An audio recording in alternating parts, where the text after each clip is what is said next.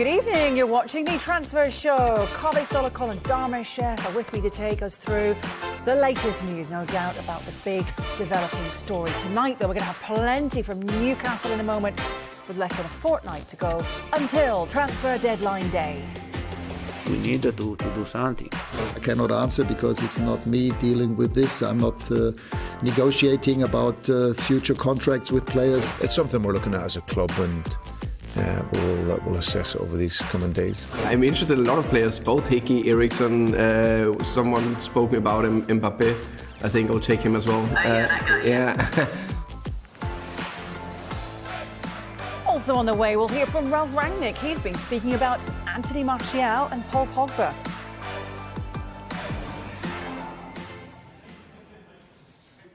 We start with the news that emerged in the last few moments. It concerns Everton and a very heavyweight name. Kaveh, what can you tell us? Yeah, this is a story that has just come in from our Northwest office. And they are saying that Jose Mourinho is now under consideration to become the next Everton manager. An official approach has yet to be made to Mourinho's current club, Roma, by the Everton owner, Farhad Moshiri. But he is contemplating the prospect of bringing the former Chelsea, Manchester United and Spurs manager to Goodison Park. Another name being considered by the Everton owner is the former Porto and Fenerbahce manager Vitor Pereira, who was, of course, in the running to become the Everton manager before Carlo Ancelotti was appointed. Of course, Frank Lampard and Wayne Rooney are leading candidates for the job as well. But just in the last few minutes, our Northwest office telling us that Jose Mourinho is under consideration to become the next Everton manager. Do you think that would be popular with Everton fans, though? If you look at Jose Mourinho's record, I know it is very controversial. People are either pro-Mourinho or anti-Mourinho. A lot of people don't like his style of football. But you can't argue with his record. Some people think, his best days are behind him. But he still is, when it comes to trophies, one of the elite managers in world football. And you can see why certain people at Everton would be attracted to appointing somebody like Jose Mourinho. I'm not sure everybody at Everton, the people who run the club on a day-to-day basis, maybe some members of the board would want a manager like Jose Mourinho, but then there could possibly be other people, for instance, the owner, who would want a big name like Jose Mourinho. But let's not forget, he's the Roma manager at the moment, and he's got a big job on his hands in Italy. I just wonder whether Everton are going to follow Manchester United's blueprint with what United did, bringing in Ralph Rangnick in for 6 months, then sending him into a position upstairs in a consultancy role for 2 years, and then picking a new permanent manager in the summer. We're hearing today that Everton have announced that Duncan Ferguson will be taking charge on a caretaker basis for the upcoming games. So that gives them a bit of leeway, doesn't it? Upcoming games could mean the next game, the next 2 games. It could mean until the end of the season. And then they reassess all of their candidates come the summer, because it would be probably easier to get managers who are in jobs just now. It would probably be easier to prize them away come the summer rather than mid-season. Yeah. So if Everton are thinking about things long-term and maybe thinking about a structural change as well on top of the manager, is that something that they need to maybe bring in the summer, and maybe giving themselves a bit of breathing space by bringing Duncan Ferguson in for what looks like the short term for now, but who knows, it could be until the end of the season. OK, we're going to have plenty more on Everton to come, but let's just focus on transfer news, players, Newcastle, and the fast-moving developments concerning their search for a defender. We spoke in the last transfer programme, Kaveh, about Diego Carlos being linked, and it had moved on during the programme. You told us about this written transfer request, so bring us up to date with what's happened. Well, look, Newcastle United want to sign a centre-back. They have a few options. One of the players I think right at the top of their list of potential signings is Diego Carlos, the Brazilian centre-back. He's been very impressive at Sevilla. Sevilla second in the Spanish league at the moment. Now, Newcastle want to sign him. I think the issue is negotiating a fee with Sevilla. I think Newcastle think he's probably worth about £30 million. Sevilla think he's worth closer to about €50 million, which is about £45 million. The really significant development this evening was that we've been reporting that the player himself wants to move to Newcastle, but this evening we told you that the player had today, this evening, told Sevilla that he wants to leave. He wants to move to Newcastle. And not just that, we also reported that he was working on writing a transfer request that he was going to send in to the Sevilla president and the Sevilla manager. Now, the reason he's doing this, reading between the lines, is he wants this move to happen. And for this move to happen, he needs to put pressure on Sevilla, because Sevilla are dragging their feet. They're asking for more money than Newcastle are offering. So what can a player do to make a deal happen? The player can come out and say, I want to leave. Put in a transfer request, and that is what Diego Carlos is doing this evening. It'll be interesting how Sevilla react, because as I said, they're second in La Liga. They've got a very important game away at Valencia tomorrow evening, so it'll be interesting to see whether he's involved in that game, because Sevilla are well within their rights to say, thank you, we received your transfer request, but we're ignoring it. You're in the squad, you're going to play tomorrow night against Valencia. What is the player going to do? Very interesting situation. But if I was a Newcastle United supporter, I would be thinking, this guy really wants to come. He's doing everything he can to make the deal happen. It's a delicate balance, this one, because he's 28 years old. He's got an opportunity maybe to go to the Premier League with Newcastle United interested.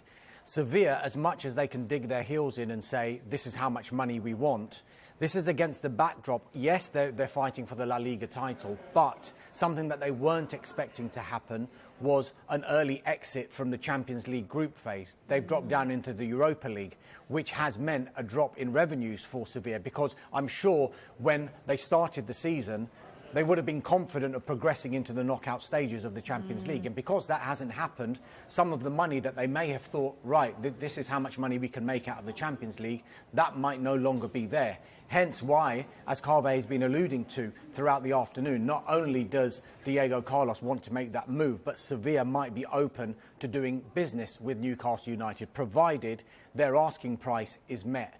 But with Diego Carlos making it clear to Sevilla that he wants to go, it then pushes the ball once more and the pendulum towards Newcastle United, because before all they were dealing with was Sevilla, we want to buy Diego Carlos.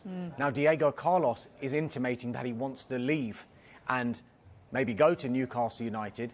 That puts the favour towards Newcastle United, because then they can go to Sevilla. Well, you've got someone who doesn't want to stay at your football club, so why are we going so high with a transfer fee? They don't want to pay over the odds, as you've mentioned before, and they're very well aware, are Newcastle United, since this takeover has happened, that a lot of other clubs will suddenly think, if we're doing business with Newcastle, let's stick another zero on, because they can afford it. They're the richest club in the world now. I think it's a delicate balance there, isn't it? I think Newcastle United fans watching will want to know what is going on this evening. I think what we can tell them is that there is some progress being made on this deal. We can't say the deal is close yet, but what we can say is that the player wants to move to Newcastle, so much so that he's putting in a transfer request. We also understand that Sevilla are willing to sell him, but the price has to be right. So I think a deal is there to be done. But as I said, the mood music at the moment, what I'm hearing is that the deal is not close yet. I really want to hear this mood music that Carve I know. keeps talking about. But The kind of music you get in a lift. But look, Carve, right at the top of the programme, Very relaxing. did say that Newcastle United are in the market for a central defender. It's obvious that they are, but we think they're in the market for more than one central defender, and that there are other options that they've got. Not options as alternatives to Diego Carlos, but potentially in addition to Diego Carlos. Now, we know that there's an interest in the Monaco defender, Benoit Badiashile. That interest does remain, but he's injured currently. There's no confirmation on exactly how long he's going to be out for, which would impact a potential transfer in this transfer window. And also, as we've been alluding to before, when a club is dealing with Newcastle United, I think they feel that they can raise the price. And I think the price for Badiashile is probably not conducive to what Newcastle United would want to pay. But it is one that they could potentially revisit in the summer. It's not impossible to do it in this transfer window.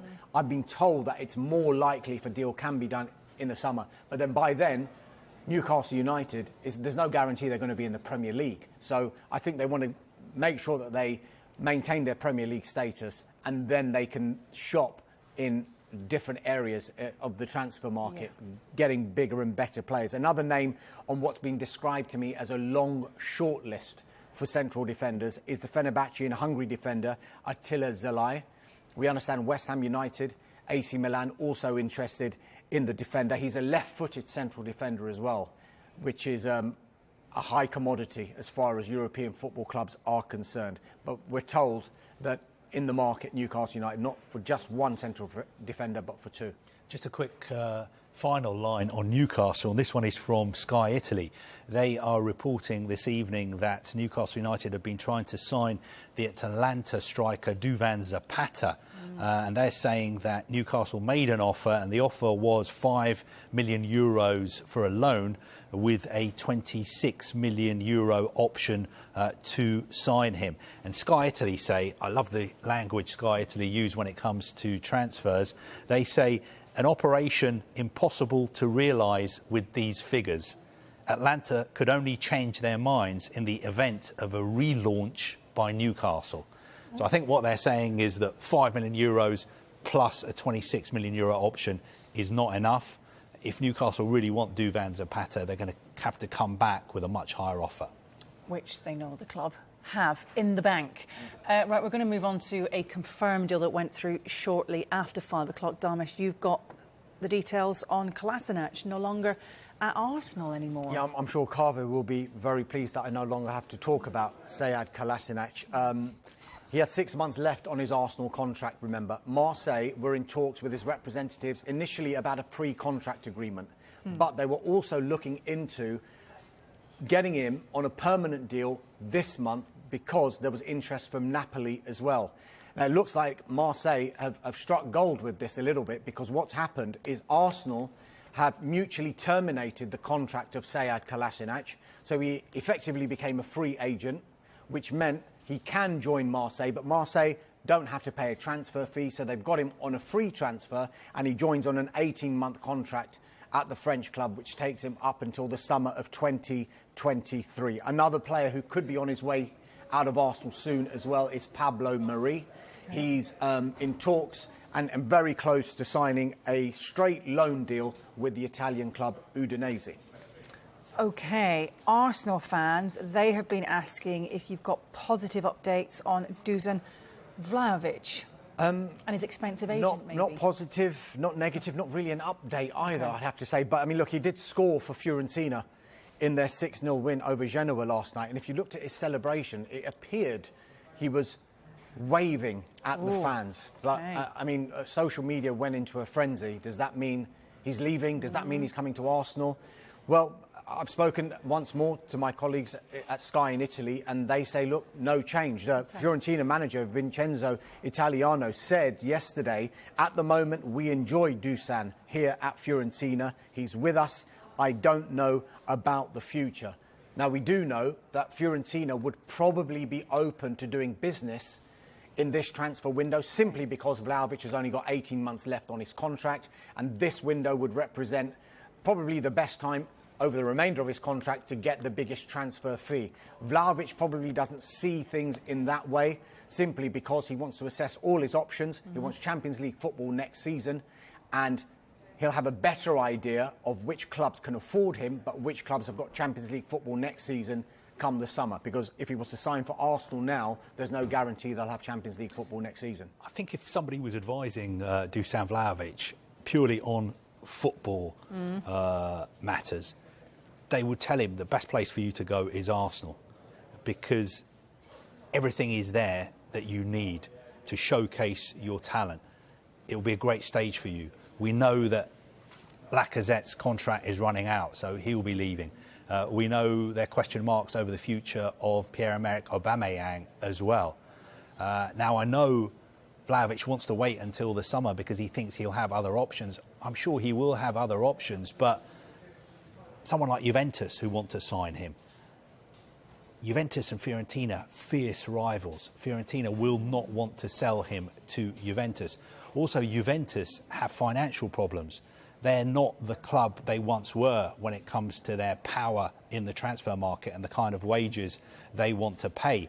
And also, if he waits until the summer, will he just be a backup option to a club who tried to get Erling Haaland and missed out on him? Will he just be the second choice? I think it would make sense for him from a football point of view to go to Arsenal, because Mikel Arteta is building something special, and if he was to go to Arsenal, he would have the perfect stage to showcase his talents and be part of something special. OK, some eye-catching team news coming up, gents, from Aberdeen against Rangers. I'm going to bring you that. It's live on Sky Sports tonight. Now, James Sands joined Rangers from New York City with very little fanfare. Well, he's actually in the starting 11 for his debut. Plenty to come on the transfer show, including news as well from Manchester United and also Tottenham.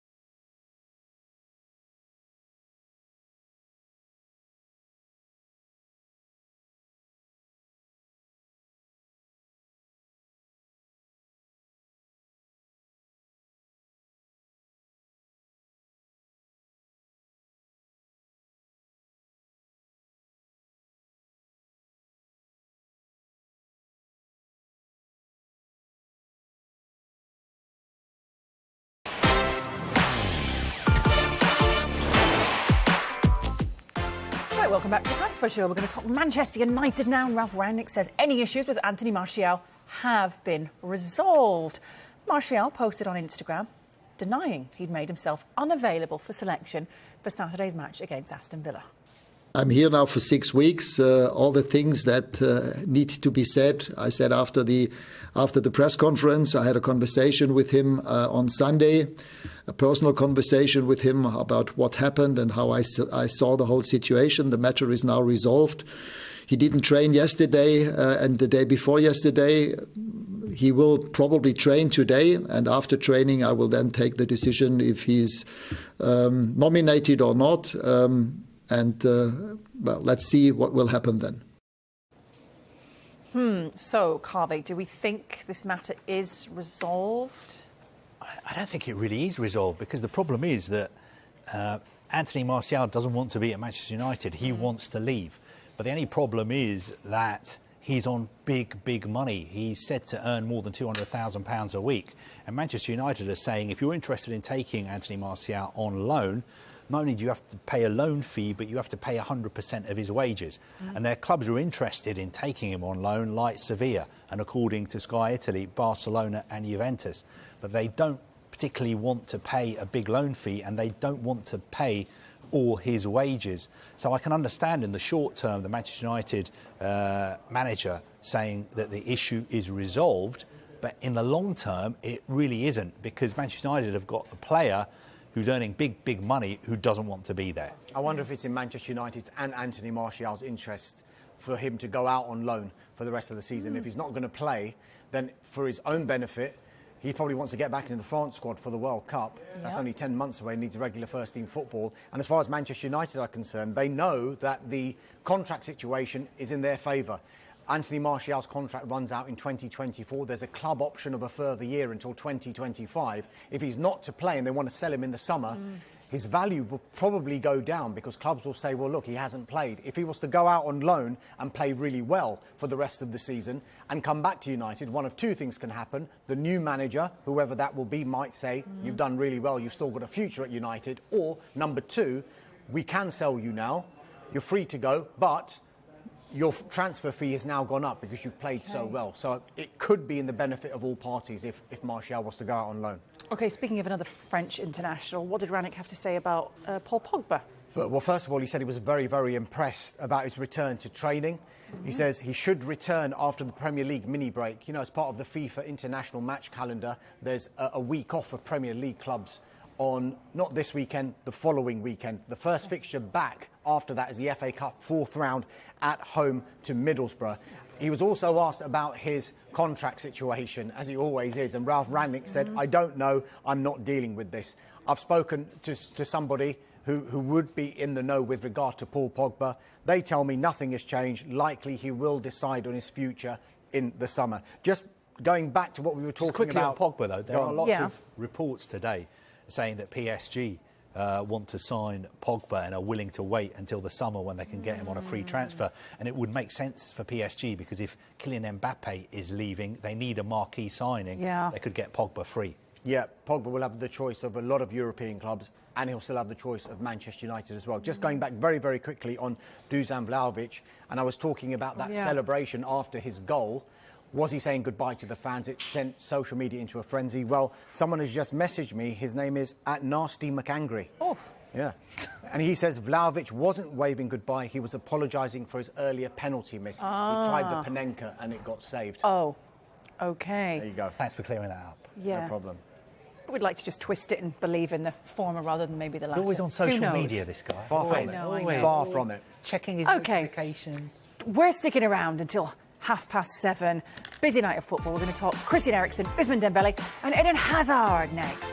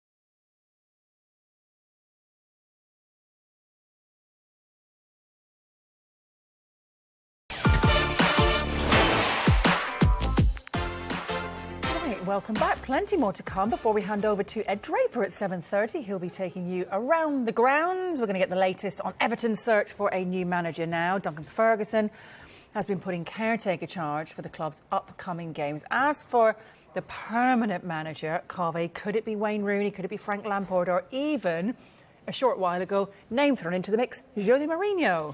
Let's start with Jose Mourinho. An hour ago, we reported that he was under consideration. He was one of the names that Everton were considering making their next manager. And we do have an update as far as Jose Mourinho is concerned. And we can say very, very confidently that there is no way Jose Mourinho is going to leave Roma. He's fully committed to Roma. And he's fully backed by Roma's owners and directors, and he has great support and trust from the fans of Roma. We can also say, as far as Jose Mourinho is concerned, he is fully committed to the job he started at Roma. He won't consider any offers from any other clubs at the moment.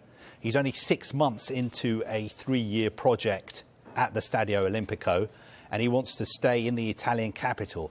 In any case, there is no chance whatsoever that Roma would let him go because he's seen as vital to the future progress of the club. So that is Jose Mourinho. What about the other names that we've been talking about? Now, Wayne Rooney. Everton would like to interview Wayne Rooney for the job. The situation is this. If they want to interview him, they need to approach Derby County for permission to speak to him. Rooney's under contract at Derby until the summer of 2023. And our understanding is that he would find it very, very difficult if he was offered the Everton job to say no because of his history with the club. Now, at the moment, everybody would say he's doing a very good job at Derby County because despite a 21-point deduction, they climbed off the bottom of the table. They're third in the Championship form table, having won 4 and drawn 1 of their past 5 league games. And one other crucial thing as far as Rooney's concerned is that he would be happy to be interviewed for the job, but it could be argued that nothing he would say in that interview would be as impressive as the job he's doing at Derby at the moment and also what he achieved during his playing career. So that is the state of play as far as Wayne Rooney is concerned. As far as Frank Lampard is concerned, I think that will be much simpler for Everton to interview him because he hasn't worked since he left Chelsea a year ago. He's also a former Derby manager as well. He's a free agent, so Everton can approach and talk to him and his advisors any time they want. And he's a very, very strong candidate for the job. I covered Chelsea when Frank Lampard was the manager there. He did a very, very good job in very, very difficult circumstances. They had FIFA transfer bans. He brought through young players like Mason Mount, like Reece James. He's going to be a very, very successful manager again. Obviously, he's taken a bit of time out from the game, but he has to be a leading candidate for the job as well. So this evening, Jose Mourinho, the mood music. I think it's louder than mood music, actually. It's the information that we're getting is that he's not leaving Roma. Roma won't let him go. Okay. Wayne Rooney, I think if he was offered the job, he would find it difficult to say no. Actually, reading all the newspapers this morning, so many articles saying Everton should go for Rooney. Some really, really respected senior football writers saying that Rooney is the right man for Everton. A lot of people think that now. For morale, because of the links with the club and everything. Do we feel? Links with the club. Because we've had so many big name managers and it just hasn't worked. So okay, look at what Steven Gerrard is doing at Aston Villa. Look at what Steven Gerrard did at Rangers. Wayne Rooney, Darmesh laughed when I said this yesterday. Wayne Rooney is football royalty. Mm-hmm. He really is like English football royalty. He's the kind of... He did. Off camera, he laughed. He's the kind of character, he walks into a club with his aura, his charisma, his history, his record, his medals, his titles. you've got to say that is going to have a galvanising effect on a club like Everton. So I'm not saying that they should appoint Wayne Rooney. I'm just saying, reading the back pages this morning, I just noticed there's a real groundswell of opinion building up that this could be the perfect job for Wayne Rooney. Imagine he kept Derby up as well. Wow. That would be... I can't think of many managerial jobs that would be better than keeping Derby County up with a 21-point deduction. It'd be incredible. And also the fact that they have to sell their players, they can't sign players. You know, during the summer, he only had, 8 or 9 players in his squad. You know, he's offering players short-term contracts. They can't afford to make any signings. I mean, the job he's doing is incredible. Of course, it is a big step to go from that to managing a club like Everton. But looking at the job he's doing at the moment, you would say, well, Steven Gerrard, look what he did at Rangers. Look what he's doing at Aston Villa. Surely Wayne Rooney could possibly maybe have a similar kind of impact. And what about other former players with links to the club and putting them higher up? I looked at the link with Tim Cahill there, of course. Of course, he's not still playing because he's the same age as me, so he's definitely not going to be playing. But what sort of role can he still have within a football club? He's not 21, is he? Thanks. No, listen, former Everton midfielder Tim Cahill. This story was emerging yesterday. It was confirmed to me today that he's being considered for a senior executive role at Everton Football Club. Now, Cahill actually has senior roles at the Aspire Academy in Qatar, number 1, and also at the Belgium club KAS Eupen. Now, Everton are thought to have been really impressed by Cahill's involvement in the deal that took James Rodriguez from Everton to the Qatari club Al Rayyan in September. Also, he was central to the deal that saw Edu Kayembe move from KAS Eupen to Watford in this transfer window.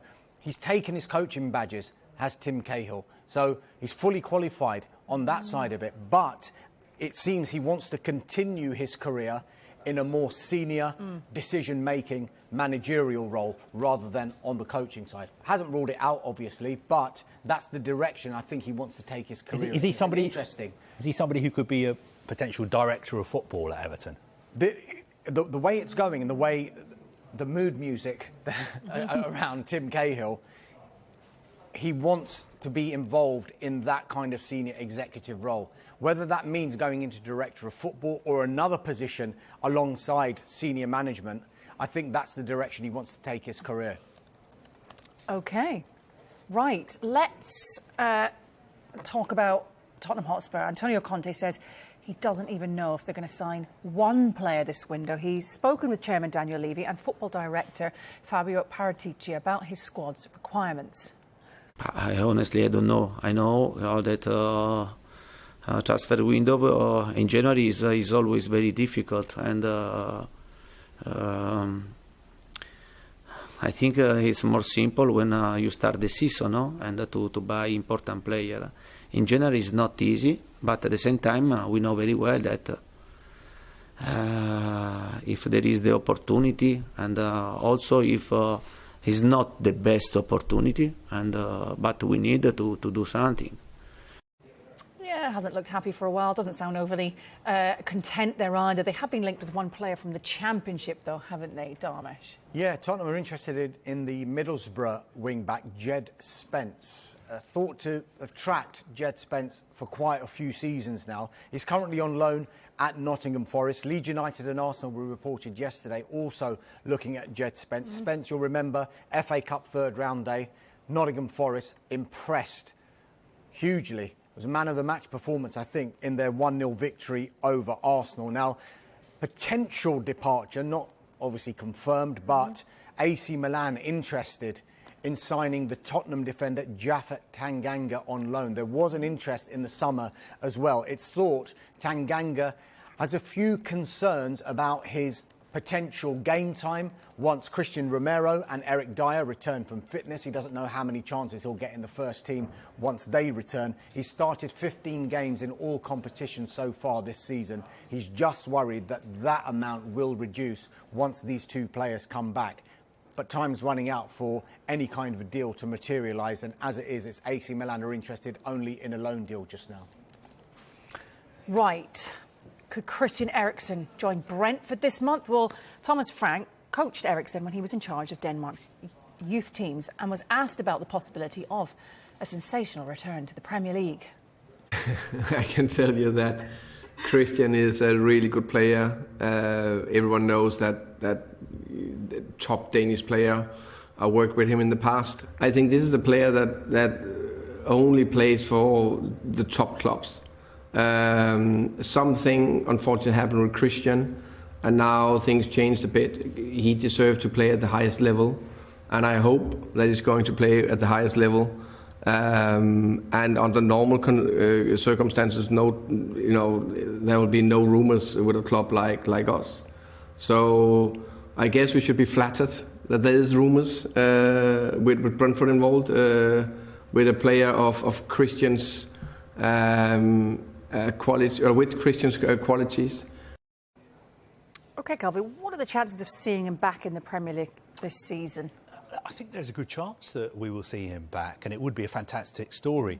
I think he's got about 10 clubs who are trying to sign him. Of course, he's a free agent, so he can take his time and look at all the different offers. I think out of those about 10 clubs who are after him, I think probably 4 of them are in the Premier League, and of course one of them is Brentford. It is a big decision for him. He can take his time making his mind up. He's not in a rush at all, and I think he has to make sure he chooses the right club, because this is such a big year for him as well, because at the end of the year there's the World Cup with Denmark in Qatar. And when he spoke to Danish TV, I think it was 2 months ago, he said that was his dream, that was his goal, that was his focus. He wanted to play for Denmark again, and he wanted to represent his country at the World Cup later this year. OK, a couple more names for you, Calvi, starting with Eden Hazard. Eden Hazard, I think this is a name that we need to stay across in the next couple of weeks. His situation at Real Madrid has become more and more complicated. He's out of favour. He's third choice, I think, in his position. He went to the Spanish Super Cup in Saudi Arabia. Real Madrid played 2 games there. He wasn't involved in either of those games. I think the situation is that Carlo Ancelotti would be willing to let him leave if a deal could be done that suits Real Madrid. And I think it would make sense maybe, because if he's not playing at Real Madrid, he's such a great player. He's just had injury problems in Spain. Things haven't gone his way. Maybe it is time for a fresh start. We don't have any information here about clubs who may be interested in signing him at the moment. In Spain, there have been reports that Newcastle United are interested in signing him, but also reports in Spain that he wants to play for a club who are in the Champions League. So that would rule out Newcastle United. But I think there could be movement on Eden Hazard in the next couple of weeks, because Real Madrid, I think, are sending out the message that we would listen to offers for him. And as for Ousmane Dembele, what about the situation? I mean, this is a story about what can happen when transfers go wrong. Because Barcelona signed him for, £100 million? Some of the money they got when Neymar left. They signed him from Borussia Dortmund. The move hasn't worked out. He's out of contract in the summer. Barcelona are very, very worried that he's going to leave for nothing in the summer. They've offered him a new contract on reduced wages. He has said, I want to stay at Barcelona, but I'm not signing that contract. I'm not taking a pay cut at the moment.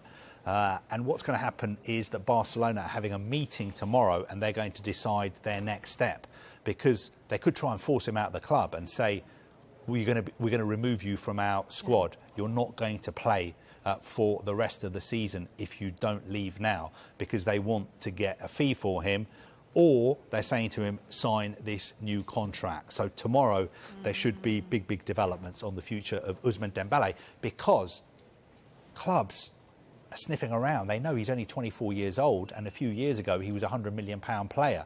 So a lot of clubs will be thinking we can get him on a cut price deal now, because Barcelona are desperate to do business. But there will be developments on him tomorrow. And just quickly, Darnish, let's get you on Robin Olsen. He's on the move. Yeah, Aston Villa have made Philip Coutinho and Luca Digne 2 of their signings. Now they've got an experienced goalkeeper to back up Emiliano Martinez. in the goalkeeping department. It is Robin Olsen. He's at Roma, of course. He spent the first part of this season at Sheffield United. That loan spell was cut short so that he could then make that move from Roma to Aston Villa on loan. Villa have been in the market for a goalkeeper to back up Emi Martinez. They tried to sign Darren Randolph from West Ham United. They were in talks, but David Moyes said he wanted Randolph to stay. What it will mean with Olsen's arrival at Villa Park, it will mean that Jed Steer, who was the number 2 at Aston Villa, he'll be allowed, we think, to go on loan to get more regular first-team football. OK, coming up next, news from all 20 clubs in our Premier League wrap, and we're joined by former Celtic boss Neil Lennon.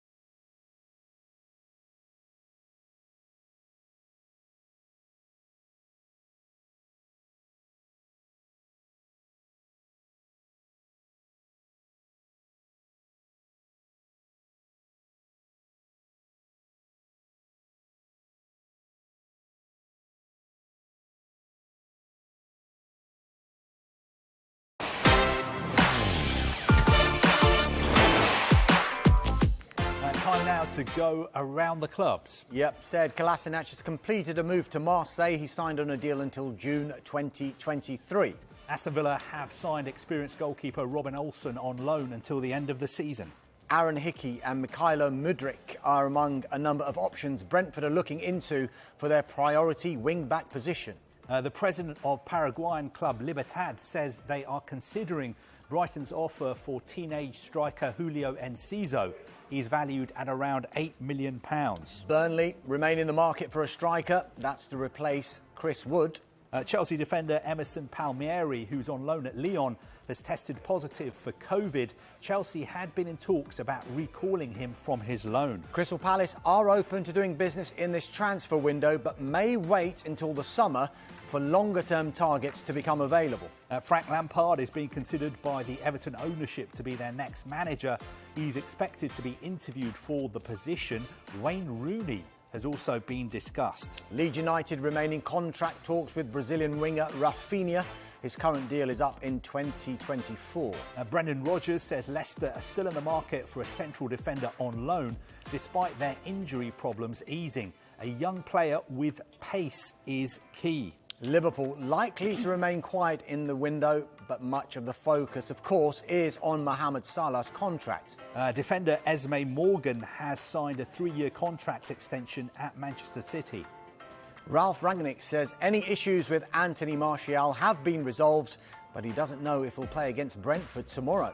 Newcastle United making progress in talks with Sevilla for defender Diego Carlos. Carlos has now asked the club to let him leave. Norwich City manager Dean Smith happy with his squad, but he may do business if Todd Cantwell is allowed to leave. Southampton want to sign Armando Broja on a permanent deal. Of course, he's on loan from Chelsea. Tottenham are interested in Middlesbrough wing-back Jed Spence. AC Milan interested in signing Tottenham defender Japhet Tanganga on loan. Reports in Italy are linking Watford with a move for Sampdoria and Norway midfielder Morten Thorsby. Inter Milan watching him very closely. West Ham United manager David Moyes wants to do business this month, but he's happy with the current makeup of his squad. And finally, Adama Traore remains a subject of interest from Spurs. Traore has today pledged 1% of his salary to the charity Common Goal.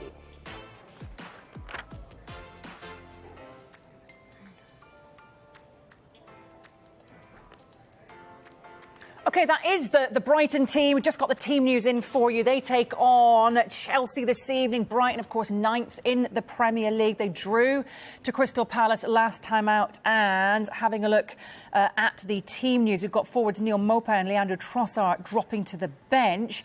In come Steven Alzate and Danny Welbeck. The only other change sees Tariq Lamptey starting in place of Adam Lallana. Lamptey was on the bench but fully fit and comes into defence. As for the Chelsea team, well, this is it, making 3 changes from that defeat to Manchester City in their last match. In midfield, Jorginho returns, taking the place of Mateo Kovacic. He drops to the bench. Christian Pulisic is replaced by Callum Hudson-Odoi in attack, with Mason Mount recalled in place of defender Malang Sarr. We'll have updates on that game throughout the evening. Delighted to say, we've got a guest in the studio, former Celtic manager Neil Lennon joining us now on the Transfer Show. Lots to talk about. We're going to start with Everton and their search for a new manager. We know Duncan Ferguson's going to be taking charge. They say just for their upcoming games, not until the end of the season. We'll have to wait to see how many games he's going to be in charge for. Who do they need, and are the problems at Everton deeper than just the manager, do you feel? I think, yes. You know, structurally, I don't think Everton are in a great place at the minute. They spent a lot of money, and the expectations from that money and the fans' expectations hasn't been matched. I think they need someone who's going to, you know, reinvigorate the club and bring a freshness and a different approach, because I think their performances of late have been, you know, quite stodgy. You know, they're a hard watch at the minute, and it's not what the Everton fans are looking for. Do you think what they are looking for is somebody with a link to the club, someone with the passion, like a Wayne Rooney, as opposed to a manager who is much more experienced? I'm not saying Rooney isn't a big name, of course he is. He's been described as football royalty by Carve Solokol. But they've gone for these big managers already. Yes. It just hasn't worked. Well, you're right, it hasn't, really. You know, and there's talk of Mourinho today. I just don't see that happening at all. You know, and you know, Jose's just gone to Rome. It wouldn't be a good look if he left Rome and went to Everton. And he is in the same bracket as your Ancelotti's and your Benitez. Now, Ancelotti was building something, but he upped and left. Rafa was a controversial appointment, didn't work out. So they need to have a reset and a rethink. They've got rid of Marcel Brands. The recruitment side of things needs filling, that director of football role or head of recruitment. So there is some big decisions for Everton to make, and I would probably prefer it if the manager came in and said, look, these are the people that I would like, and put their trust in him to make those decisions rather than somebody else. Absolutely. OK, one team with the cash to splash, Newcastle. They brought in Kieran Trippier, Chris Wood as well. Looks like Sevilla defender, Brazilian international Diego Carlos could be next. What do you make of the business so far? They've got a short, long list. I was at St James's Park at the weekend, and Trippier was very good. Yeah, Chris Wood obviously finding his feet, new signing in there. But they do have problems through the middle of the team. So centre-half is an area where they want to improve on. Diego Carlos has made it clear that he wants to leave Sevilla, so you can imagine that he's looking at the aspirations of what Newcastle have to offer him. To leave a team second in La Liga to go to Newcastle is a huge step, but obviously he's buying into the ambitions of the club. But it's not a quick fix for Newcastle. They've got a lot of work to do. Absolutely. OK, let's talk about Celtic and their business under Ange Postecoglou. One new signing scored last night. The other was actually man of the match. They got off to a great start. Are things starting to maybe turn for Celtic? Yeah, definitely. I mean, I was actually bumped into the chairman on the way down here today. Obviously, being at the game, it was a full house. The atmosphere was great. And they've backed Ange and they trust his judgment. Kyogo, who came in at the start of the season, has been a revelation, and now Ange has gone back into the market that he knows very well. And the two players who started last night seem to have hit the ground running. It's interesting that they missed out on the young lad McGreely, who went to Middlesbrough. So there may be a bit more business for Celtic to do between now and the end of the window. Absolutely. And what about the title race and how things are unfolding? We've got, of course, Rangers. They're in action tonight, live on Sky Sports Football tonight. What do you make of all? Well, look, I always thought it was going to be close. Gio van Bronckhorst has come in. It's been a seamless transition from taking over from Steven Gerrard. Big game tonight at Aberdeen. Yeah. And then Celtic have got a couple of difficult games with Hearts and Dundee United. And then the pivotal one for me will be the 2nd of February when Rangers come to Celtic Park. If the gap is still 6 points, Celtic psychologically need to win that to close the gap. If Rangers go 9 points clear, then it's a long way back for Celtic. But, both teams are in very good form at the minute. It'll be interesting to see how Rangers come out of the break tonight at Aberdeen. Competitively, it's all looking very healthy. It is right very, now, isn't it? For now, thank you very much indeed. We've got plenty more to come on the Transfer Show tomorrow. You can rejoin us at 5 o'clock. I'm sure we'll have developments on all of today's stories. Back at 7 o'clock tomorrow evening as well. Dalmar Chef and Carve Solokol will be there for analysis and debate on the latest moves. We're going to obviously have much more from Neil as we go around the grounds as well after the break on a very busy night of football in England and Scotland. We'll see you then with Ed Draper.